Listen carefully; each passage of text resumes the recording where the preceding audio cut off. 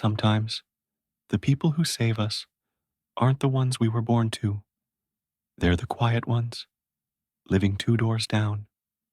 This is the story of a man who never meant to be a father, but somehow became the only one I ever truly had. Take a deep breath. This one, it stays with you. I was 9 years old when the world as I knew it came crashing down. We lived in a modest blue house tucked at the end of a quiet street in a small town just outside Kamloops, British Columbia. The kind of town where everyone knew your name, your dog's name, and probably what you had for breakfast. It was the kind of place where life moved a little slower, where people waved from their porches. Snow days were still magical, and neighbors were more like extended family. It was just Mom and me, always had been. She worked at the local diner, Grace's place, pulling doubles and never once complaining. She had this way of making everything feel okay, even when I knew money was tight or her feet ached at night. She'd still come home with that same tired smile, kiss my forehead, and ask what I wanted in my lunchbox the next day. That night, it was snowing lightly, the kind that twirls under street lamps like it's dancing just for you. I was sitting by the window, waiting for Mom to come home from her shift. She was supposed to be back by 8:30. I remember staring at the clock when it hit 9:15, trying to push down the unease crawling up my chest. Then there was the knock. I thought it might be her at first. Maybe her hands were too full to open the door. But when I opened it, it wasn't her. It was a police officer. Behind him, the snow kept falling, soft and silent, like it was trying to cushion the blow of what he was about to say. There'd been a car accident. Black ice. She didn't make it. I don't remember much after that. I remember a neighbor, Mrs. Egan, pulling me into a hug so tight I couldn't breathe. I remember the sound of my own sobs, raw and animal-like, and I remember seeing him, Mr. George McLean, standing a few feet away in his plaid winter coat, snow gathering on his shoulders, eyes locked on me with something between sorrow and guilt. Mr. McLean was our neighbor from two doors down, a retired mechanic who lived alone. He wasn't the warm and fuzzy type, always fixing something in his garage, hardly ever talked unless you asked him a direct question. Mom used to say he'd had a rough life, but was solid underneath the gruff. You can trust a man who talks less and does more, she'd once told me. Once she mentioned that when I was a toddler, he'd fixed our old Chevy for free, wouldn't even take a pie in return. The next day was a blur of strangers, from child services, paperwork I didn't understand, and whispers about where I'd go. There was talk about a foster home in Kelowna. I was too numb to cry again, just tired. So tired. That's when George stepped forward. "I'll take her," he said, voice rough like gravel, but steady. The room went quiet. The woman from social services blinked. "Mr. McLean, are you related?" "No," he said, "but I knew her mother. Good woman. The kid shouldn't be sent off to strangers." There was hesitation, of course. Paperwork, background checks, all that bureaucratic stuff. But within days, it was decided. I would stay with Mr. McLean. I didn't cry when they packed my things. I didn't cry when we walked out of that house for the last time. But when we got to his place, his little one-story bungalow with the squeaky porch steps, I stood frozen in the doorway. "This isn't forever," I said, clutching my backpack straps. "Right?" He looked at me for a long moment. Then he said something that stuck with me for years. Nothing ever is, kid, but we'll figure it out. And just like that, the man who'd barely said 5 words to me before became the person I would eventually call Dad. Living with George McLean was strange at first. His house smelled like old wood, motor oil, and the faint scent of tobacco, even though I never saw him smoke. The furniture looked like it had been there since the 70s.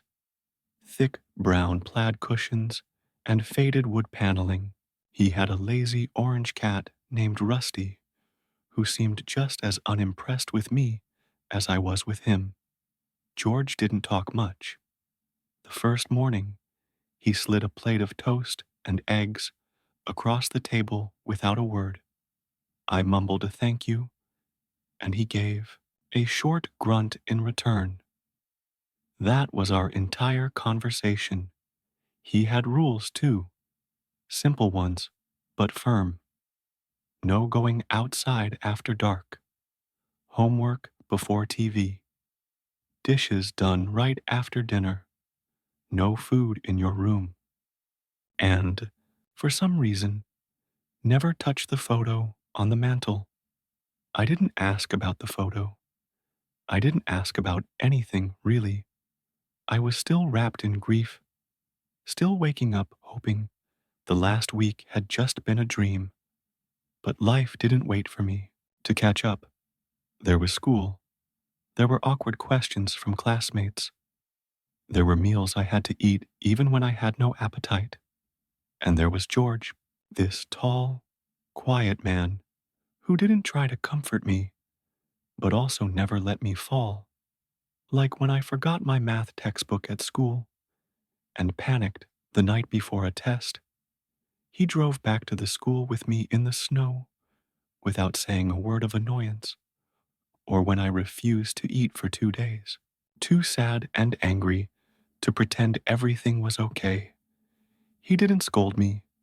He just made soup, left it on the table. It wasn't until the smell of beef and barley filled the air that I finally gave in and took a spoonful. It tasted like something someone's father would make.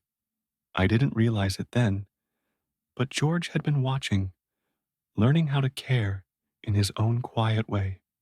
One night, I had a nightmare. I dreamt I was in the back seat of Mom's car, watching her drive away into a blizzard. I woke up sobbing.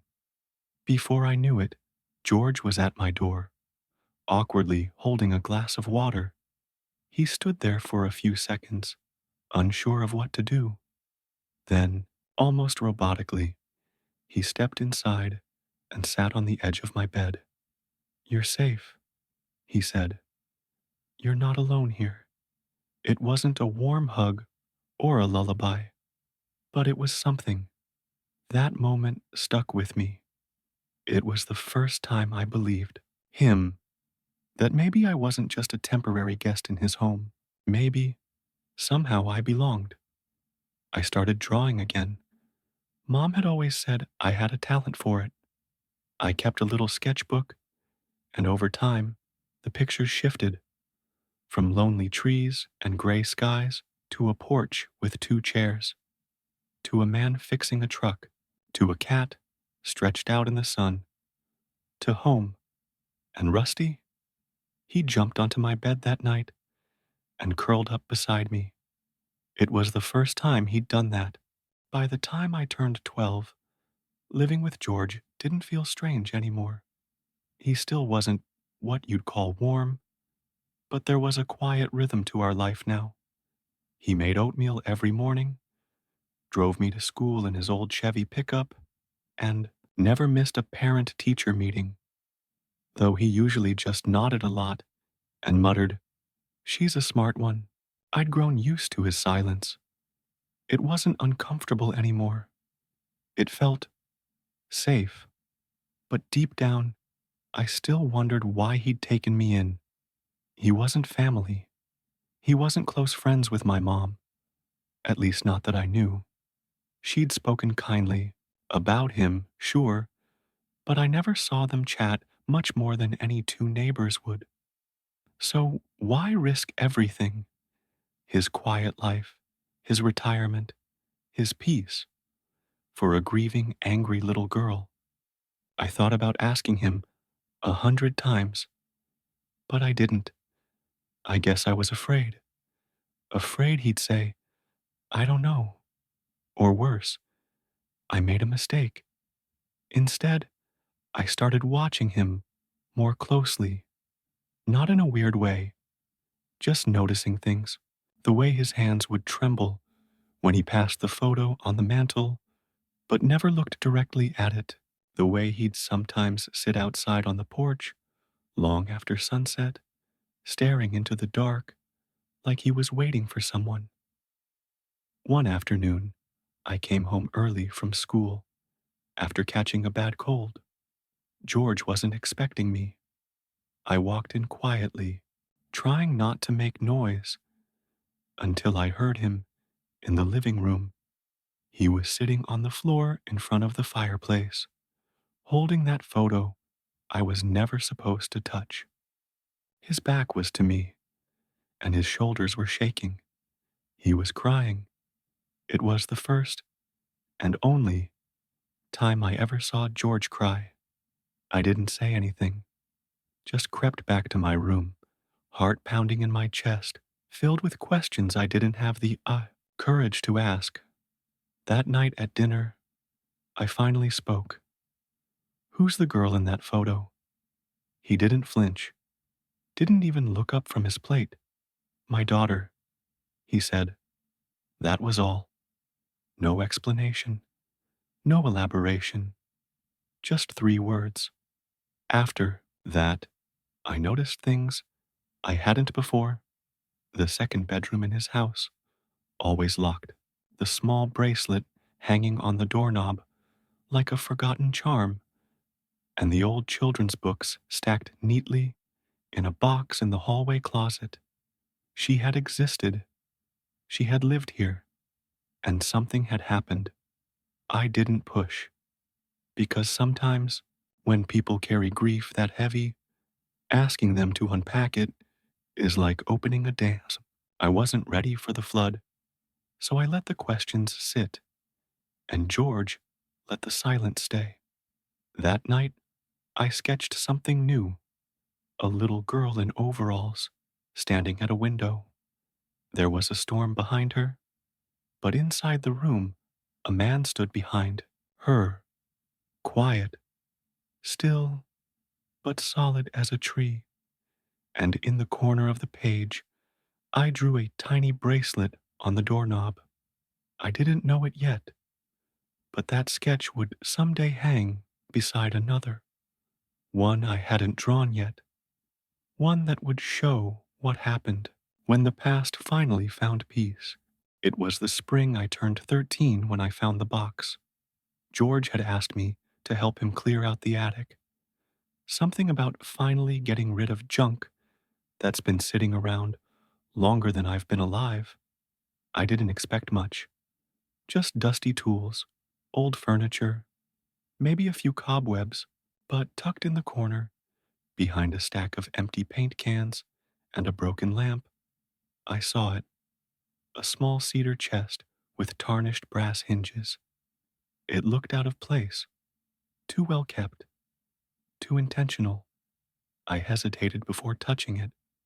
Something about it felt personal, but curiosity has a way of tugging at you, especially when you're 13 and full of quiet questions. I knelt down and opened it. Inside were neatly folded baby blankets, a tiny pair of pink mittens, and a small wooden hairbrush. Tucked underneath was a bundle of letters tied together with a faded blue ribbon, and on top of them was a photo. It stopped my breath. A little girl, maybe 5 years old, with sandy blonde hair and big green eyes. She was wearing overalls and smiling in a way that lit up the entire picture. She looked exactly like the sketch I had drawn weeks earlier. I stared at that photo for what felt like forever. My fingers trembled as I picked up one of the letters. The paper was worn and soft at the edges. I only read a few lines before my eyes started to blur. Emily loved to dance in the rain. I never understood why until I stood in her puddles. After she was gone, her name was Emily. George had a daughter, and he lost her. Suddenly, 100 little details fell into place.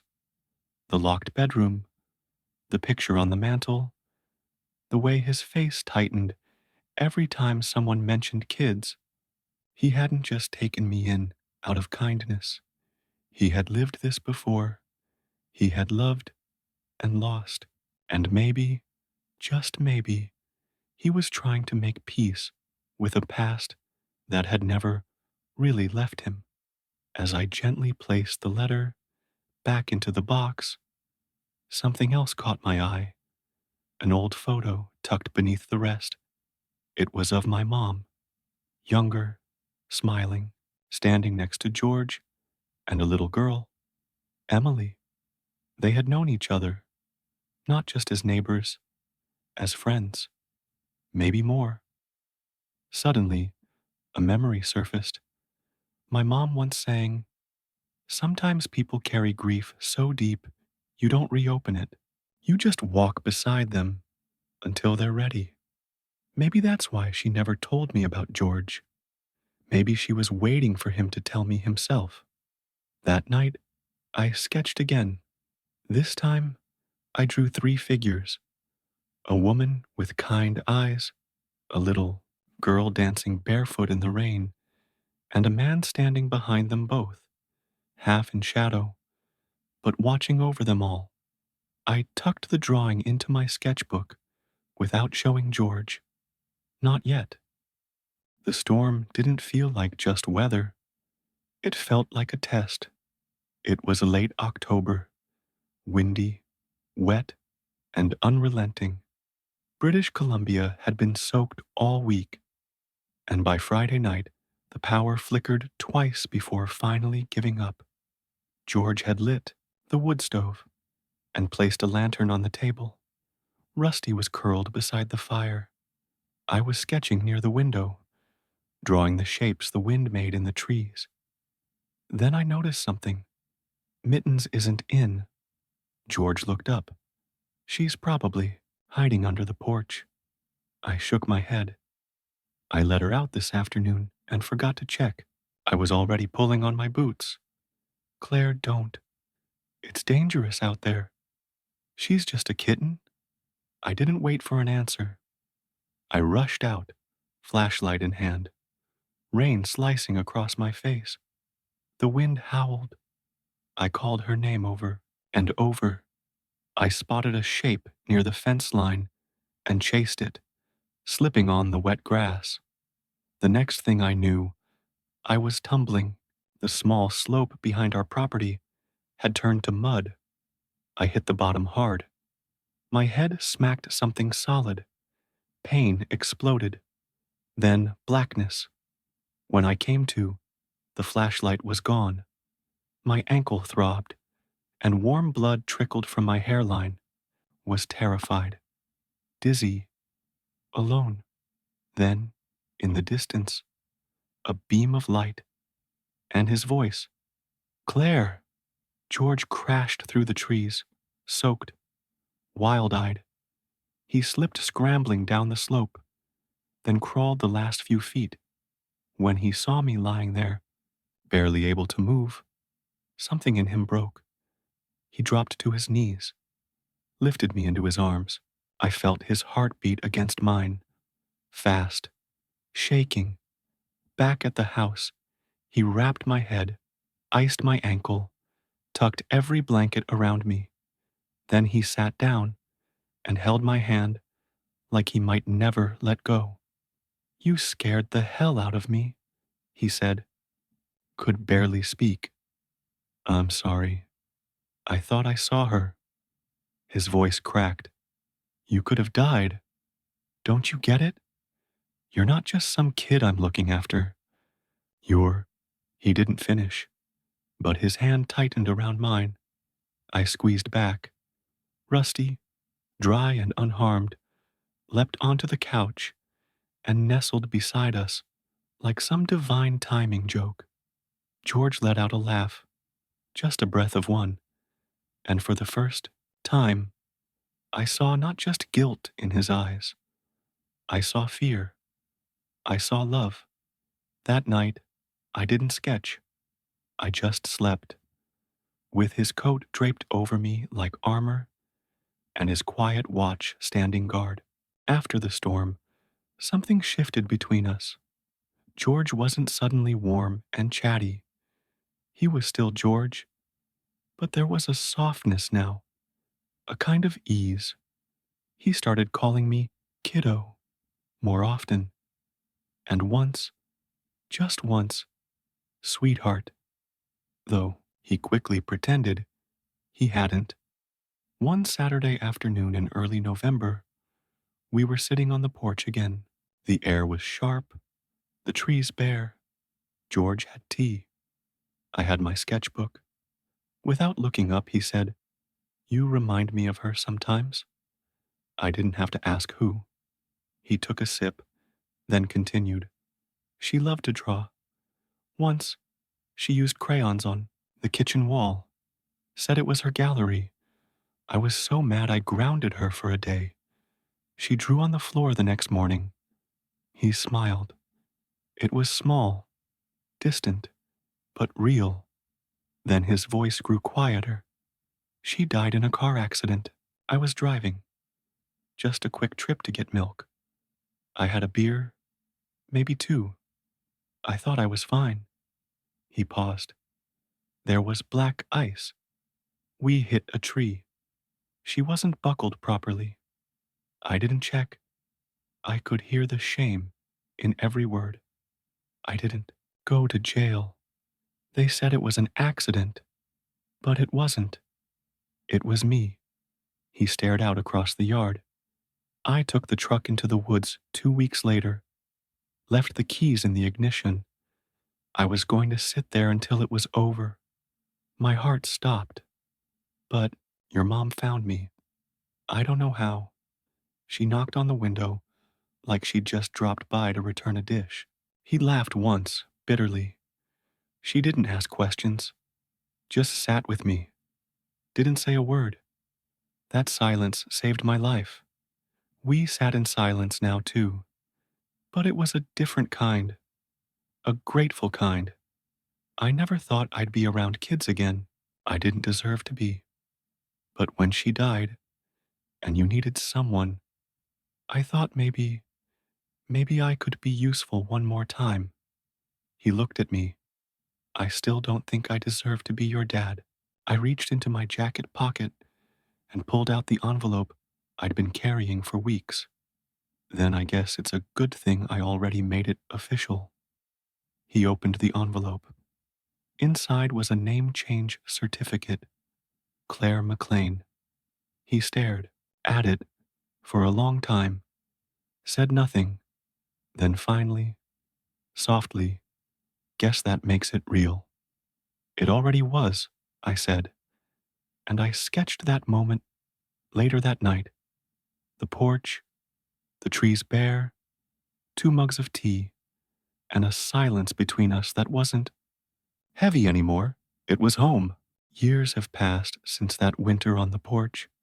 I'm 24 now, living in Vancouver, working as a youth counselor. Most of the teens I work with come from stories that echo pieces of my own. And sometimes, when they ask where I learned to listen without judging, I think about George, his silence, his steady hands, his way of showing love without ever needing to say the word. George still lives in that same old house in Kamloops. Nothing much has changed. He still insists on splitting his own firewood, still refuses to get a cell phone, and still sends handwritten letters that always start with, "Hope the city hasn't ruined your common sense."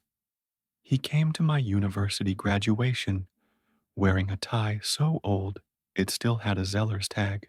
When I crossed the stage and saw him standing at the back of the crowd, I swear I felt prouder than the day my name got printed on my degree. That summer, I moved back for a while, helped him fix up the garage, took over the grocery runs, and one day, while reorganizing a drawer, I found something tucked under a stack of old receipts and license plate screws. It was the first sketch I ever gave him, the one of a little girl at a window and a man behind her, still and solid as a tree. He'd kept it.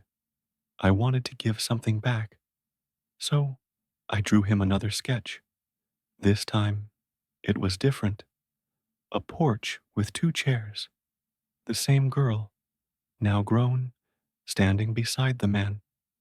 No longer a shadow, but clear, steady, smiling. He framed it, hung it in the hallway, didn't say much, didn't have to. Now, I visit every other weekend.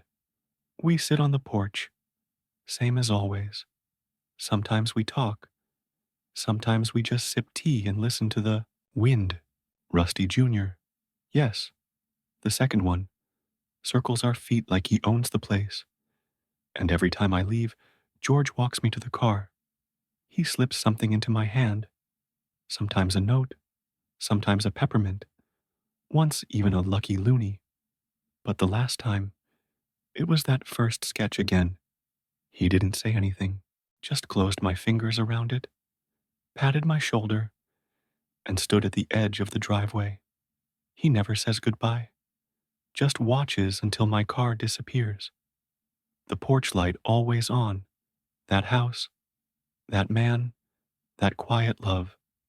It gave me roots. Everything I am, the way I listen, the way I stay, came from him. People often ask if it was hard growing up without a real father. I always answer the same. I had one. He didn't share my blood, but he gave me everything a father should, and more.